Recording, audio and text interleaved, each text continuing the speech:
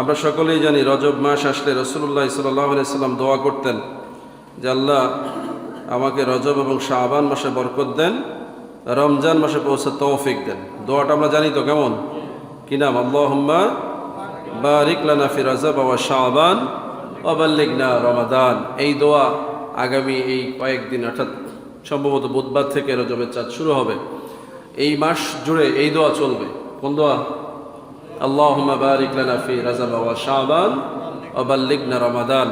রাসূলুল্লাহ সাল্লাল্লাহু আলাইহি সাল্লাম প্রত্যেক ওয়াক্ত নামাজে এই দোয়া করতেন যে আল্লাহ রজব মাসে আমাকে বরকত দেন, আর শাবান মাস পর্যন্ত থাকার তৌফিক দেন, এবং রমজান মাসে পৌঁছায় দেন। এই যে চারটি মাস আল্লাহ সম্মানিত করলেন কি দিয়ে? এই মাস যেমন সম্মানিত, এই মাসের মধ্যে আল্লাহ পাক মানুষকে, নবীদেরকে, রসুলদেরকেও করেছেন সম্মানিত বলি সুবহানাল্লাহ। হারাম মাসের জন্য বলা হয়েছে যে এই মাসে মক্কার জমিনে আরবদের নীতি ছিল, এবং আল্লাহর পক্ষ থেকে এটাও প্রসিদ্ধ ছিল যে এই মাসগুলোতে যুদ্ধ বিগ্রহ হারাম। এই মাসগুলোতে গোত্রে গোত্রে সংঘাত, পরস্পর যুদ্ধ বিগ্রহ, কোনো ধরনের অনৈতিক অনাচার এগুলো থেকে বিরত থাকার নির্দেশনা রয়েছে। এবং আরবরাও এটা মানত, জাহেলিয়া যুগের আরবরাও এটা মানত যে তারা এই মাসগুলোতে যুদ্ধ করতো না। আপনারা জানেন যে ইয়ামে জাহেলিয়া যুগে গোত্রে গোত্রে যুদ্ধ 12 বছর, 24 বছর, 48 বছর ধরে চলতো, বছরের পর বছর যুদ্ধ চলতো। এর মধ্যে খাওয়া দাওয়া, বিবাহ শাদী, আত্মীয়তা সবই চলত, যুদ্ধও বন্ধ নাই, সামাজিকতা, ব্যবসা বাণিজ্য, আচার এগুলোও বন্ধ নাই। তবে তারা এই 4টা মাসের মধ্যে, বিশেষ করে এই শাহরুল হারাম যেগুলো, এই মাসের মধ্যে তারা যুদ্ধ বন্ধ রাখত। কারণ এই সময়গুলোতে বিভিন্ন প্রান্ত থেকে লোকেরা বাইতুল্লাহ জিয়ারতে আসতো, তাওয়াফে আসতো। এটা ইসলামের আগেও ছিল, পদ্ধতি ভিন্ন ছিল, কিন্তু বাইতুল্লাহ জিয়ারত, তাওয়াফ এটা অন্যান্য নবীদের উম্মতদের মধ্যেও ছিল। এজন্য এই সময় তারা মক্কাতে আসতো। আবার এই সময় ব্যবসায়ীরা ব্যবসায়ের উদ্দেশ্যে সিরিয়া থেকে, পারস্য থেকে সামান নিয়ে মক্কাতে আসতো। এই সময় মক্কাতে বিভিন্ন মেলা হতো, ওকাজের মেলা বলেন, বিভিন্ন ধরনের জাহেলিয়া যুগের মেলা হতো। এই সময়ই বা মক্কা থেকে সামান নিয়ে আবার মক্কার মানুষজন সিরিয়ার উদ্দেশ্যে ব্যবসায় যেত। বুঝতে পারছি? এই জন্য তারা এই সময় যুদ্ধবিরতি রাখত, অর্থাৎ এই সময় যুদ্ধ বিগ্রহ নিষিদ্ধ ছিল। আর আল্লাহর পক্ষ থেকে শাহরুল হারাম কেন? যে আল্লাহ রাব্বুল আলামিন প্রিয় হাবিব বলছেন, কোরআনের মাধ্যমে আমাকে নির্দেশনা দিয়েছেন, রজব মাস, শাবান মাস এগুলো সওয়াবের মাস, রমজান মাস তো পরিপূর্ণ সওয়াবের মাস, এবং জিলহজ মাস হজের মাস।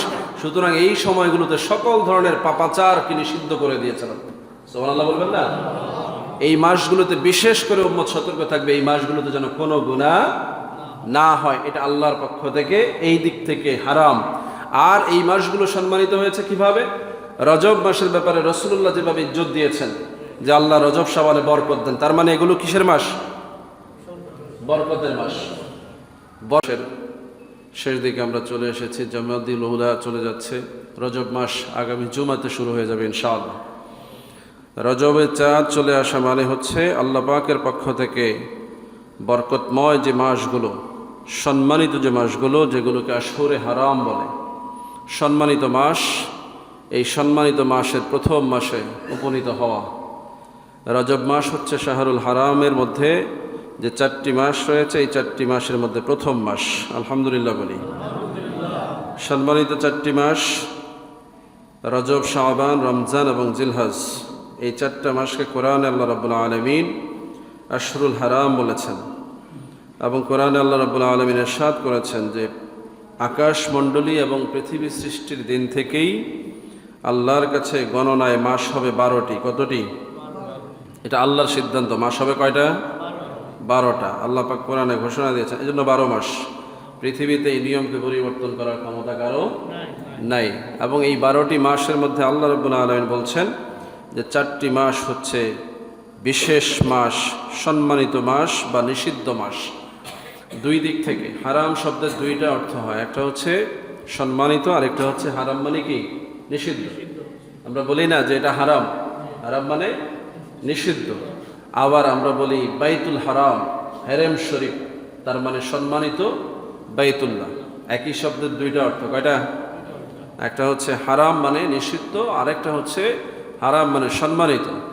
এই 4টা মাসের বেলায় 2টাই শব্দই প্রযোজ্য। দুইটা অর্থই প্রযোজ্য। আল্লাহ রাব্বুল আলামিন যে কারণে এটাকে হারাম মাস বলেছেন, এর দুইটারই বাস্তবতা রয়েছে। একদিকে সম্মানিত মাস, আল্লাহ রাব্বুল আলামিন এই 4টা মাসকে এমন বিশেষভাবে সম্মানিত করেছেন যে উম্মতের জন্য বেশুমার সওয়াবের ব্যবস্থা রেখেছেন বলে সুবহানাল্লাহ। আমরা সকলেই জানি রজব মাস আসলে রাসূলুল্লাহ সাল্লাল্লাহু আলাইহি সাল্লাম দোয়া করতেন যে আল্লাহ আমাকে রজব এবং শাবান মাসে বরকত দেন, রমজান মাসে পৌঁছে তৌফিক দেন। দোয়াটা আমরা জানি তো কেমন, কি নাম? আল্লাহুম্মা বারিক লানা ফি রজব ওয়া শাবান ওয়া বাল্লিগনা রমাদান। এই দোয়া আগামী এই কয়েকদিন, অর্থাৎ সম্ভবত বুধবার থেকে রজবের চাঁদ শুরু হবে, এই মাস জুড়ে এই দোয়া চলবে। কোন দোয়া? আল্লাহুম্মা বারিক লানা ফি রজব ওয়া শাবান ওয়া বাল্লিগনা রমাদান। রাসূলুল্লাহ সাল্লাল্লাহু আলাইহি সাল্লাম প্রত্যেক ওয়াক্ত নামাজে এই দোয়া করতেন যে আল্লাহ রজব মাসে আমাকে বরকত দেন, আর শাবান মাস পর্যন্ত থাকার তৌফিক দেন, এবং রমজান মাসে পৌঁছায় দেন। এই যে 4টি মাস আল্লাহ সম্মানিত করলেন কি দিয়ে? এই মাস যেমন সম্মানিত, এই মাসের মধ্যে আল্লাহ পাক মানুষকে, নবীদেরকে, রসুলদেরকেও করেছেন সম্মানিত বলে সুবহানাল্লাহ। হারাম মাসের জন্য বলা হয়েছে যে এই মাসে মক্কার জমিনে আরবদের নীতি ছিল, এবং আল্লাহর পক্ষ থেকে এটাও প্রসিদ্ধ ছিল যে এই মাসগুলোতে যুদ্ধ বিগ্রহ হারাম।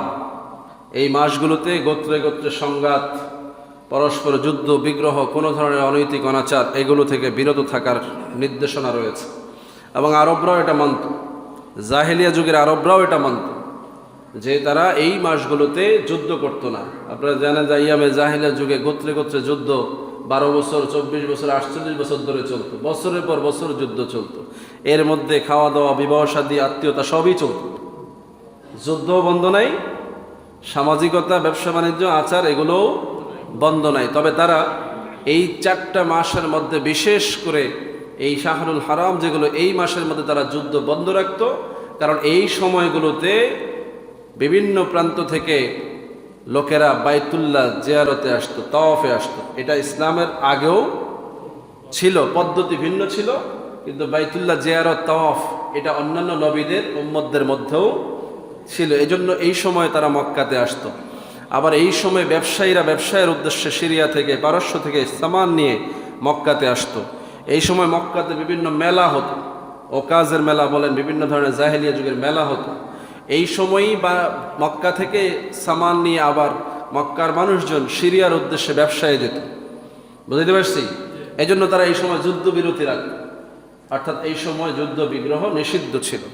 আর আল্লাহর পক্ষ থেকে শাহরুল হারাম কেন?